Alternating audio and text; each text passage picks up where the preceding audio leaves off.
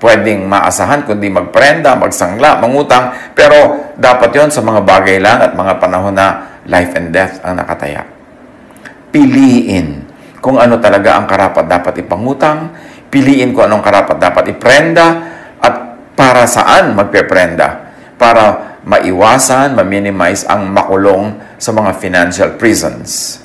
Avoid ang mga pag-guarantee.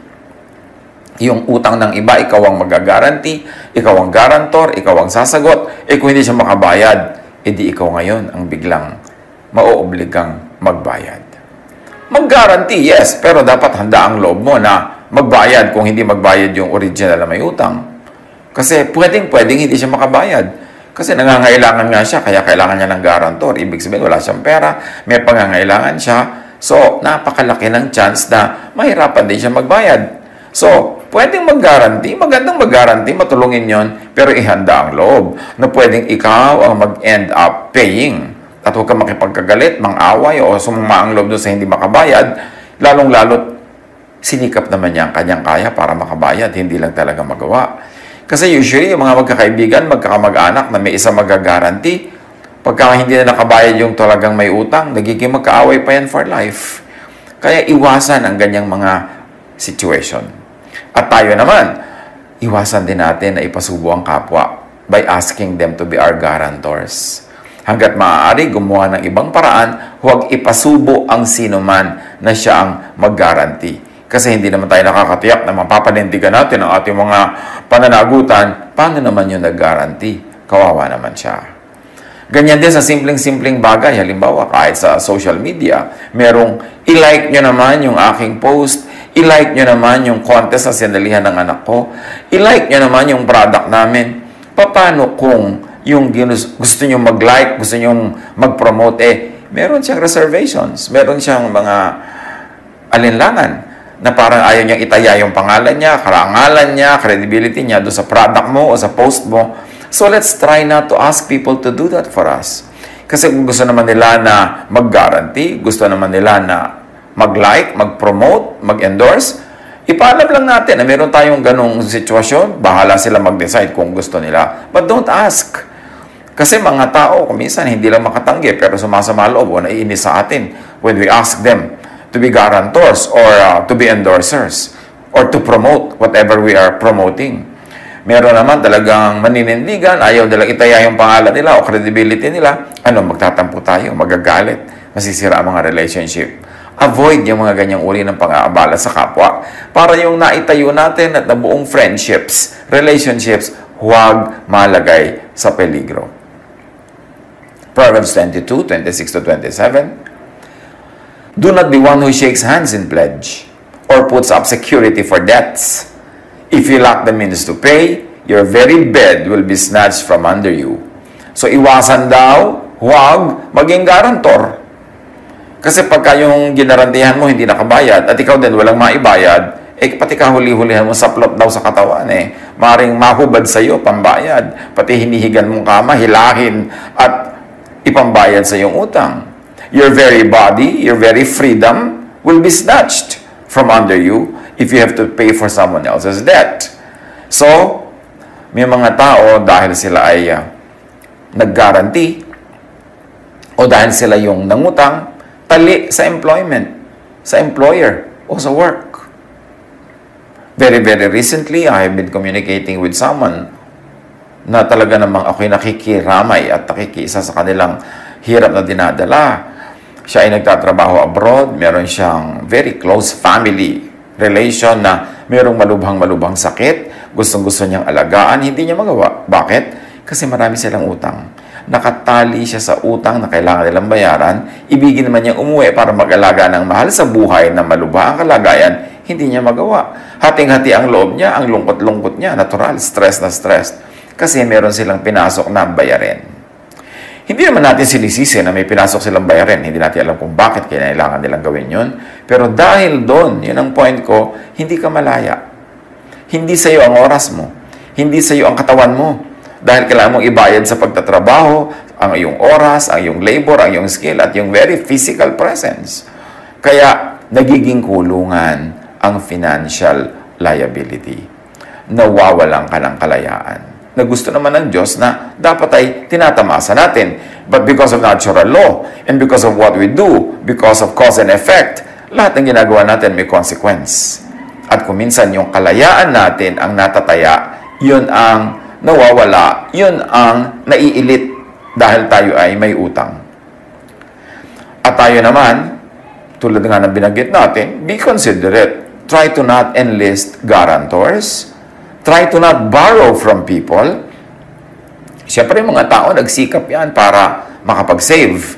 O nagsasave sila dahil may pinaglalaanan, may plano, may gustong gawin. O kung wala man, gusto lang nila may savings sila para meron silang peace of mind. Tapos uutangin natin, hihiramin natin, gagawin natin silang guarantor. Tapos sila pa ang magbabayad. There is someone I know, a very, very good person, na nag-guarantee siya ng mga loan ng mga people who were also very, very good friends. Mga mabubuting kapitbahay. Pero ano nangyari? Namatay ang taong ito na guarantor na merong face value, meron siyang character loan na pwedeng gawin nung araw, may mga ganyan. Anong ginawa nung original na utang? Hindi siya nakabayad. Hindi ko alam kung hindi siya nakabayad o hindi siya nagbayad, pero ang ending, yung naiiwang mga tagapagmana nitong namatay, na konting-konti lang naman ang minana, they ended up selling some of their properties, real estate, para bayaran yung utang na ginaranti nung namatay na kapamilya nila. Imbes may mamana sila, nawala pa. At sino ngayon ang nakinabang doon? Hindi siyempre yung umutang na hindi nagbayad kasi hindi naman siya yung siningil dahil yung guarantor ang siningil. At sa ating mga kamag-anak, sa mga miyembro ng pamilya, yung mga tinatawag na dependents, help your breadwinner to not get into debt. Tulungan nyo na huwag siyang kailangang mangutang sa pamamagitan ng kung ang iyong breadwinner ay nag-iisa lang. Ang mga members ng family, dapat umimbento ng paraan para kumita. Sa dinami-rami ng pwedeng i-sell online. Bakit inuubos sa mga oras, sa mga games, sa mga walang kwentang daldalan, kwentuhan, at kumisan pakikipag-away pa, o pagdi-display ng kinakain, o ng pasyal, o ng damit, o ng gadget, samantalang the same time could be used for business, to sell something, to earn. So kung meron kayong breadwinner, huwag namang kaisa-isang siya na lamang na nagbabalikat, nagdadala ng lahat ng gastos, lahat siya hanggang dental floss mo, siya talaga magbabayad, no? Hanggang lahat ng load mo sa phone, yan talaga yung tatay mo o nanay mo magbabayad. Dapat tumulong tayo, umimbento tayo ng income. Pagka we are old enough and healthy enough to spend, therefore we are old enough and healthy enough to earn. Tulungan nating huwag mabaon sa utang ang ating mga breadwinners, at kung nagkaroon na nga ng utang, tulungan natin to pay debts by saving, by conserving, by not asking for unnecessary things para yung mga konting kinikita nila maibayad agad sa utang at lumaya sa pagkakautang. Kaya kung may utang, bayaran agad. Basta kaya, hanggang kaya. Bakit naman kasi yung mga iba napakabilis mangutang, magaling mangutang, pero pag bayaran na ang tagal, halos ayaw bitawan ng pera kahit nagkakapera na. Kahit may pambayad na, partially or fully, pag oras na ng bayaran, ayaw nang bitawan yung pera. Siyempre kasi you feel empowered pag may hawak kang pera. Pero tatandaan natin, kung tayo ay may utang, yung perang hawak natin ay hindi atin. Dapat yon agad-agad pumunta sa pinagkakautangan natin. We should reward those who lend to us, those who help us in times of need, not punish them by borrowing from them and making them stressful, making them worry, and two, by not paying on time, or not paying fully. Pag tinulungan ka ng kapwa sa panahon ng pangangailangan, pinahiram ka, dapat nagkakandarapan ka magbayad. Kung meron ka ng konti, ibayad mo na uli para kumukonti yung balance, at siya naman, tumatahimik ang loob niya. Napapatunayan mong willing ka naman talaga magbayad. At nagagamit na rin niya kahit partially yung perang ipinahiram niya sa'yo. Dapat lahat lumalaya. Dapat lumalaya yung nangutang, pero dapat mahalaga rin palayain yung nagpautang. Proverbs 22:7, the rich rule over the poor, and the borrower is slave to the lender. Isang malaking dahilan kung bakit dapat tayong lumaya agad sa pagkakautang para tayo'y hindi sunod-sunuran, api-apihan sa mga nagpapautang sa atin. Para kung gusto nating mag-alaga ng mahal natin sa buhay, gusto nating merong gawin, merong unahin, pwede, hindi yung wala kang choice. Papasok ka sa trabaho kasi nakabaon ka sa utang o yung kikitain mo, may commitment na napupuntang babayarin. So mahalaga, huwag tayong maging slave to the employer and slave to the lender. And the only way to do that is to be financially independent, to be financially free and viable. Romans 13:7-8. Give to everyone what you owe them. If you owe taxes, pay taxes. If revenue, then revenue. If respect, then respect. If honor, then honor. And if I may add, if utang, then utang. Bayaran ang utang. Ano man ang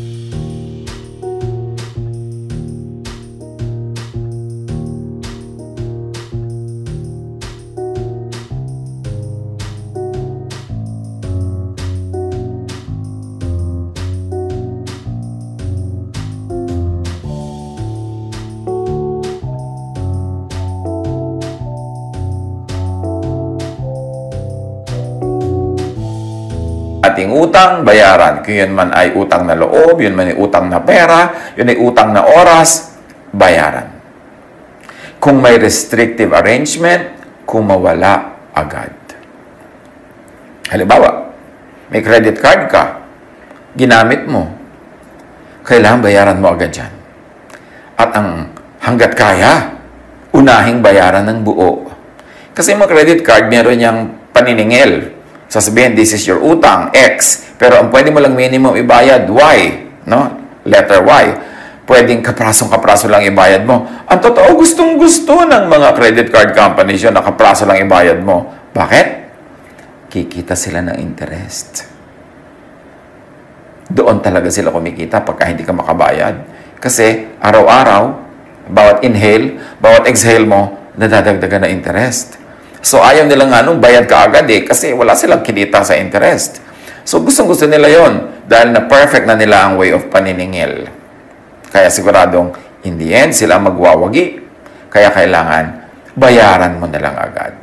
Yung iba, may pambayad naman sana, pero yung minimum lang ang babayaran, yun na naman pera nila, gagamitin nila sa iba. Pero tatandaan nyo, mga kapatid, pag may utang, bayaran agad. Habang kaya, bayaran ng buo para hindi ka magbayad ng interest. Yung kasing interest lang, pambayad mo na sa kuryente yan, o pambayad mo na sa tubig, o pambili mo na ng bigas, sayang. Proverbs 6:1-5. My son, if you have put up security for your neighbor, if you have shaken hands in pledge for a stranger, you have been trapped by what you said and snared by the words of your mouth. Pagka doon naging guarantor ka, kinulong mo ang iyong sarili. Yung iyong puwirma, yung iyong salita, naging kulungan mo yon. Kasi ikaw ang magbabayad pag hindi niya yan nabayaran. So ano daw ang gagawin mo? Kung biglang nag-guarantee ka pala, lalo kung sa stranger, hindi mo naman talaga kaano-ano o hindi naman super close sa'yo, ang laki-laki ng risk mo, sabi ng Proverbs, do this, my son, to free yourself.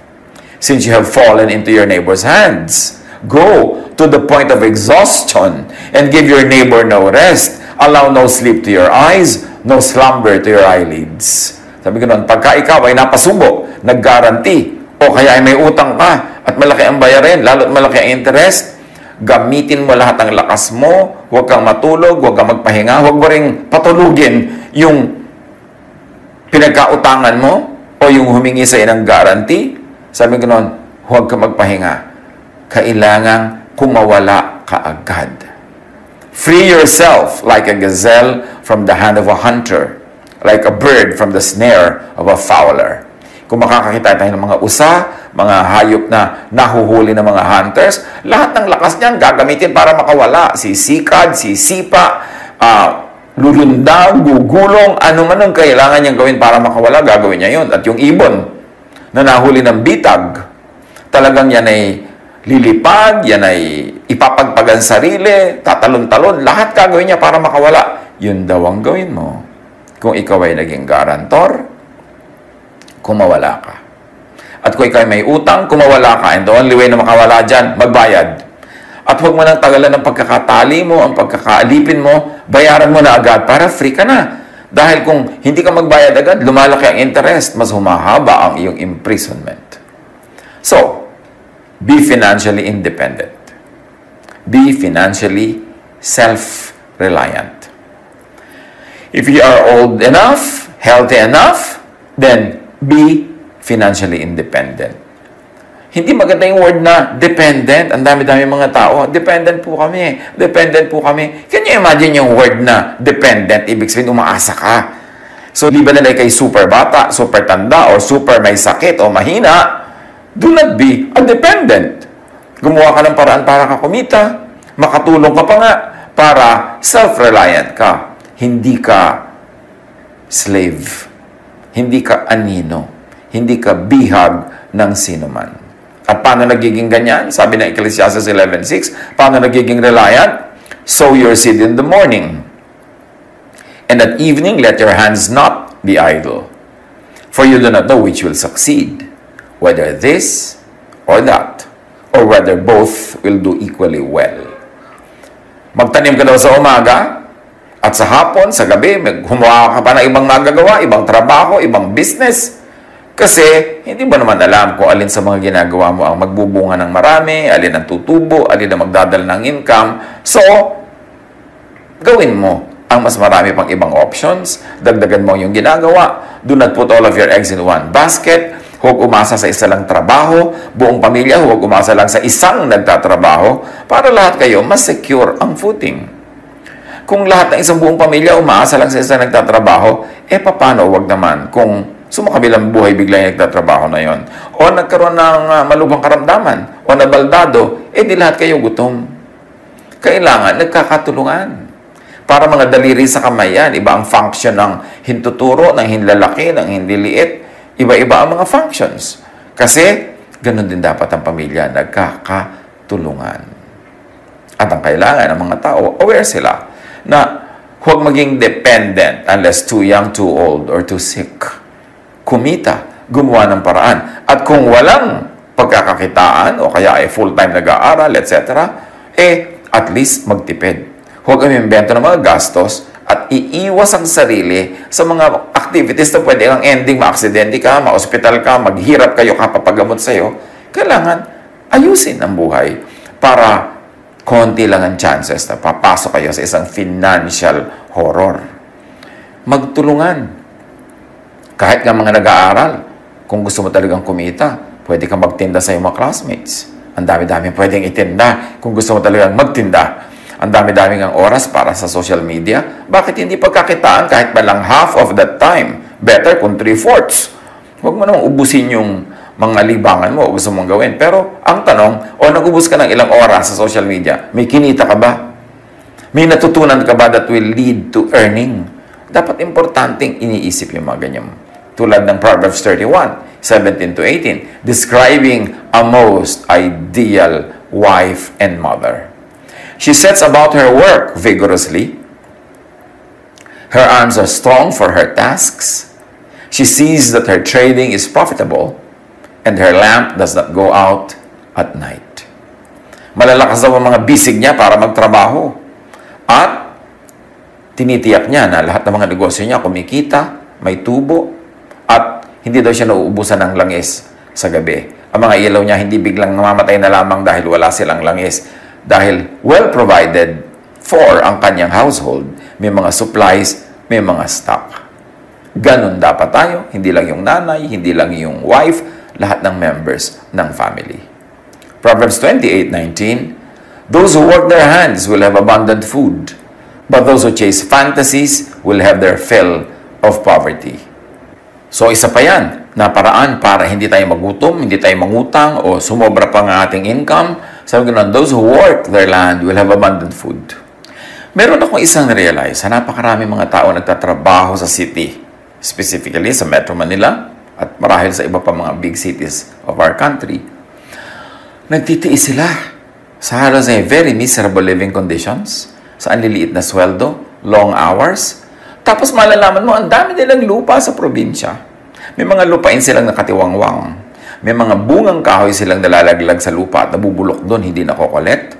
Marami silang pwedeng pagkakitaan doon, pero hindi sila na namamalagi. Nagsisiksik sila sa mga cities na sayang ang mga assets nila. Siyempre, marami silang dahilan. Yung, ay mahirap magbenta, ay ganito, ay ganon. Pero ang point is, sabi sa Bible, those who work their land will have abundant food. At siyempre, hindi lang land yan. May equivalent na yan. Those who work their capital. Those who work whatever. Ang pagkakakitaan nila, asset na binigay sa kanila ng Diyos, magkakaroon sila ng maraming pagkain. Dapat lumagay tayo sa lugar. Be financially abundant. Diba? Una, be financially free, wala kang utang. Then, be financially independent. Tapos, palampasin mo pa doon, be financially abundant. Yung meron kang kinikita na lampas pa sa yung personal na pangangailangan. And the way to abundance, produce surplus. Kumita ka ng higit sa yung pangangailangan, magtanim ka ng higit sa yung kailangang anihin at kainin para may sobra-sobra. Proverbs 30:22, a good person leaves an inheritance for their children's children. Good person daw yung meron ka na impok, na itabi, maipamana, hanggang sa iyong anak at hanggang sa iyong apo. Hindi naman ibig sabihin na bad yung hindi nakapagpamana o nakapagbigay, paano naman kung talagang hindi ka pinalad o kaya ay talaga napakarami mong gastos sa sinuong o maraming mga dilubyong dumating sa iyong buhay. Pero ang ibig sabihin lang nito, goodness is defined as producing surplus. Bakit mo kailangan mag-produce ng surplus? Kasi laging merong tao less healthy than you are, less powerful than you are, na mangangailangan, edi para may pambigay ka, para may pangtulong ka. Magkakaroon kang anak kung bibigyan ka ng Diyos, magkakaroon ka ng apo kung bibigyan ka ng apo, at mangangailangan sila ng tulong, especially at the beginning.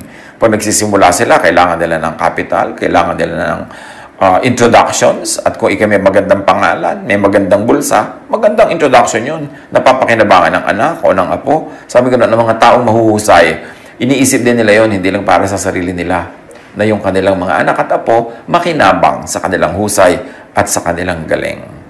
Huwag natin baligtarin na tayo yung apo at tayo yung anak na umaasa sa galing ng magulang o ng lolo o ng lola. Kailangan tayo ang mag-reverse nun at magbigay ng pag-asa, magbigay ng tulong, magbigay ng pangangailangan ng mga susunod pa sa atin. Psalm 128:2, you will eat the fruit of your labor. So, yes, maraming mga nag-i-eat, pero fruit nino, fruit ng labor ng iba. You will eat the fruit.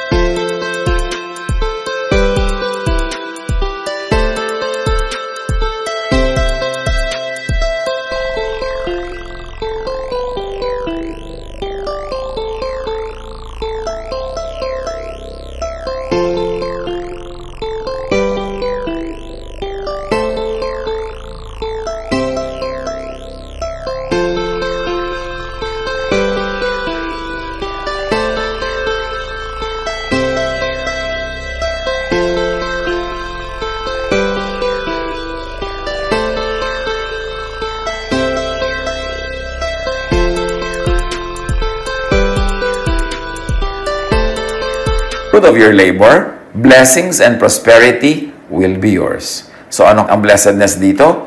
Production. Kailangan magaling ka sa production para hindi ka maging financial slave, para ikaw maging financially free. Proverbs 21:20, the wise store up choice food and olive oil, but fools gulp theirs down. So ano dito ang goodness? Ano magandang gawin? Conservation.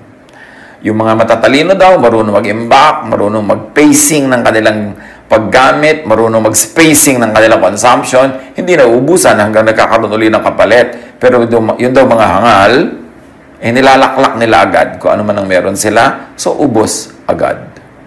Psalm 15:5, Who lends money to the poor without interest? Who does not accept a bribe against the innocent? Whoever does these things will never be shaken. Pagka daw ikaw ay nagpapautang sa nangangailangan nang hindi mo pinapatawan ng interes, ibig sabihin, hindi ka nagsasamantala sa pangangailangan ng kapwa, lalo kung mapera ka naman, aanin mo pa yung interest. At kung ikaw daw ay hindi tumatanggap ng suhol laban sa kaso ng mga walang sala, ang mga gumagawa niyan ay magiging matatag, di sila matitinag. Psalm 112 verse 5, Good will come to those who are generous and lend freely, who conduct their affairs with justice. In other words, ano ang paraan dito para maging financially free? Di ba yung una, production, and then conservation. Ngayon, goodness, kindness to the needy. Meron din siyang ginagawang mabuti sa'yo, nagiging productive ka, nabe-bless ka, you become financially free and independent. Why? Because everything we do in the universe has consequences. At ang mga ginagawa nating mabuti ay may bunga. Lalo kabutihan sa mga kawawa, sa mga kapuspalad, at sa mga maralita. Sabi ng Ecclesiastes 7:12, Money is a shelter. Silungan ang pera. Moog, bahay, sandalan, dingding, pader, bakod. Money is a shelter. Ecclesiastes 10:19, Money is the answer for everything. Marami kasi mga religious people, akala mo naman they really hate money, para hindi sila mahilig sa pera. Pero ang point, hindi naman tayo pinagbabawalan na gumawa ng pera, mag-impok ng pera, ng sobra-sobrang pera, kasi maraming buting magagawa ang mga sobrang yan. Ang sinasabi lang, do not love money above God or above other people or above your own soul. But do make money and value money. Proverbs 31:25, ang babae daw na magaling magtrabaho, masipag, marunong, may abilidad, she is clothed with strength and dignity.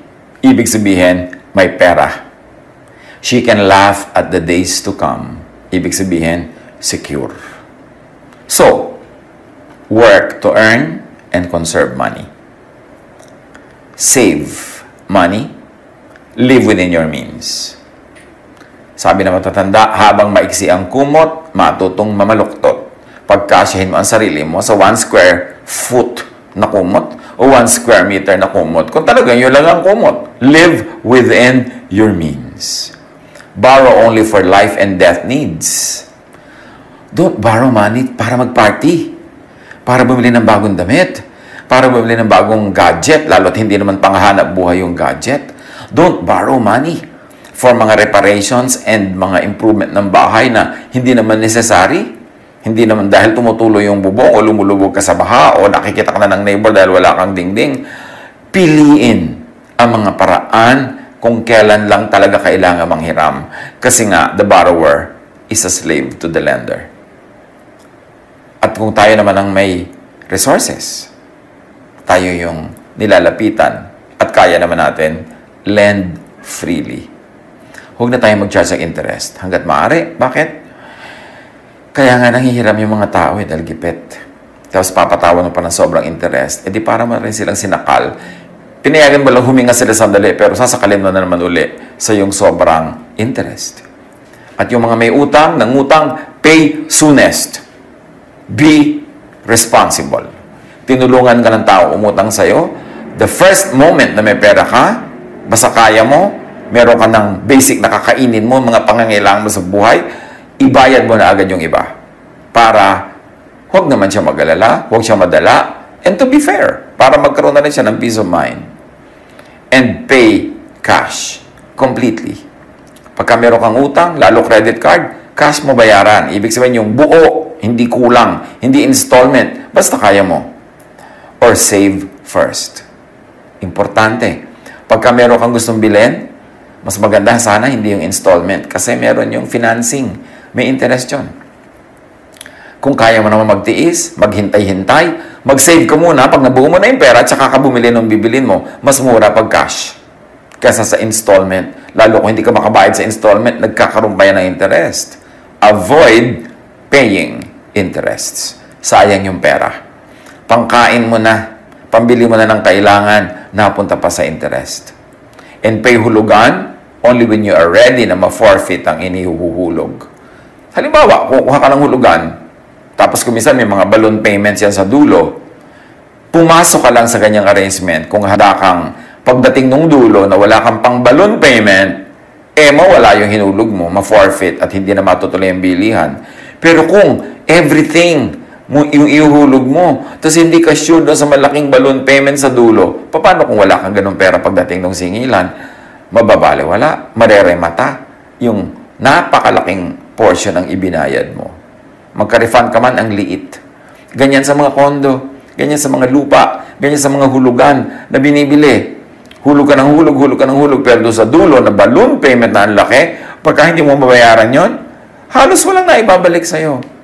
So, okay, kung gusto mo talagang magbayad ng hulugan dahil wala ka naman pang cash at gusto mo na ma-enjoy yung bagay na yon, maging willing ka lang na mawala yan sa dulo pag hindi mo kayang bayaran yung balloon payment, yung last trench ng bayaran. Pag handa ang loob mo doon, hindi masyadong sasama ang loob mo, mawala man yon. At kung ikaw naman yung nagpapahulog, kung kaya mo naman, hindi mo naman ikakagutom o ikakamatay, huwag mang forfeit. Huwag mang ilit, huwag mang remata. Yung nagsangla na nga yung tao sa'yo ng mahalagang bagay. Kung motorsiklo yun o tricycle, panghanap buhay, sinangla sa'yo, tapos hindi makabayad, ifo-forfeit mo pa, lalo na siyang nawala ng hanap buhay. Hindi na siya makaka-recover. So kung bine-bless ka naman ng Panginoon, na pwede ka namang magpalampas na lang muna o maghintay na lang uli ng payment, huwag mo na sanang ilitin o rematahin, lalo kung panghanap buhay. Para yung kapwa natin makarecover. Yan ang ibig ng Panginoon sa ating buhay. Maging mabait, maging mabuti. Yan ang high religion. Yan ang mga best theologies. Kasi yung mga anong pinag-aaway-awayan ng mga theologians, tapos hindi naman sila mabait sa kapwa. What's the point? So be free. Especially at times, you need the most to be free. Kung kailangan mo ng oras mo para magmahal, para mag-alaga, nawa free ka. Hindi ka nakatali sa trabaho. Hindi ka nakakulong kasi wala kang utang, wala kang pananagutan, at meron ka naman kahit konting na-save. So, kailangan mong huwag magtrabaho, huwag pumasok, ay magagawa mo para gawin mo kung ano yung pinakakailangan at pinakagusto mong gawin sa oras na yun. Siyempre, may mga mag-iisip at magsasabing easier said than done, yung mga sinasabi natin na yan. Pero anong gusto nyo ipayo ko sa inyo? Sige, mangutang kayo. Sige, magpakalubog kayo sa utang. Sige, manuba kayo. Siyempre, ipapayo natin yung nakaayon sa mga katuruan ni Jesus. Nga nababasa nating magagandang katuruan sa Biblia na pag sinala mo sa Jesus filter, pasado. So, pwede nating apply in all times, in all places, in all situations. At yan ang pinakamabuting gawin. Reviewin natin na ganito mga aral. Maraming mga tao, they get into cycles of debts because of their habits. Ang hilig lang talaga mangutang kahit hindi kailangan. Tapos ang hilig hindi magbayad. Tapos buhol-buhol ang utang. Tapos, somebody has to pay. Sila o mahal nila sa buhay. Pag-isip-isipan natin yan. Marami tayong ginagawa.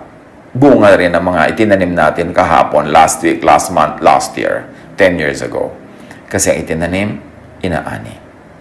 Kung patuloy tayo nagdarahop, meron tayong itinatanim na ang ani, karalitaan. Palitan natin ang tanim. Palitan natin ang ating paraan ng pag-iisip at pamumuhay para mapalitan ang ating buhay. Kung meron kang gustong baguhin sa iyong buhay, dapat may baguhin ka sa iyong pag-iisip. Kasi ang buhay natin ay bunga lang ng kung paano tayo mag-isip. Kaya sabi sa Romans 12:2, be changed by the renewing of your mind, so that you will be able to prove the perfect will of God. In so many words, that's what it is saying. So, kung meron tayong gustong magbago sa ating buhay,